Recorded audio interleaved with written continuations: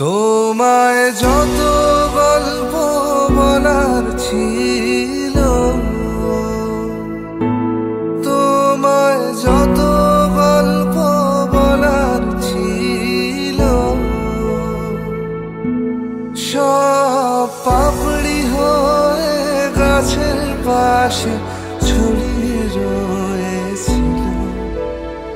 দাওনি তুমি আমায় সেসব কুড়িয়ে নেওয়ার কোনো কারণ।